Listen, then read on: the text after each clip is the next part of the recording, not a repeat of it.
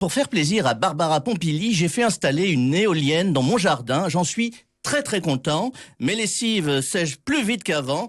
En revanche, c'est plus difficile de faire tenir les pinces à linge. Allô Maillot?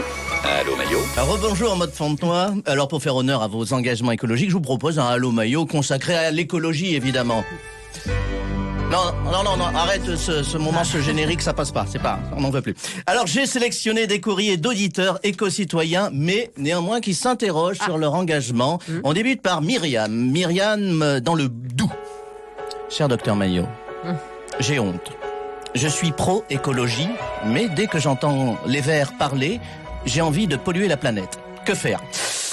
Alors rassurez-vous Myriam, ce n'est pas sale, c'est une affection électorale classique, ça s'appelle le rousseauisme. Mon conseil, faites du tri sélectif, c'est-à-dire restez écolo et arrêtez la politique. Voilà, tout simplement.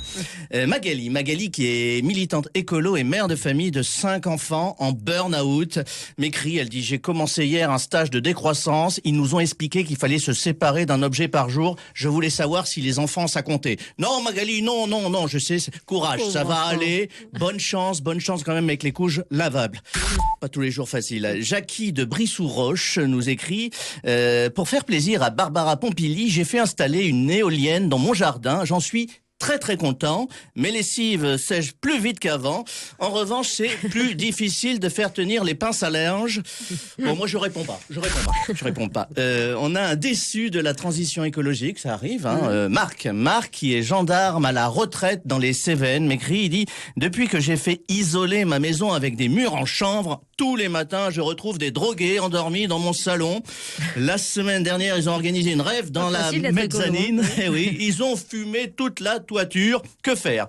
Eh bien, faites d'un inconvénient un avantage. Mettez en place une petite billetterie payante et profitez de cette aubaine financière pour améliorer votre retraite de gendarme. Oui, faut arrêter d'opposer écologie et économie, on le sait très bien. Oui. Et on conclut par un message optimiste. C'est rare. Catherine.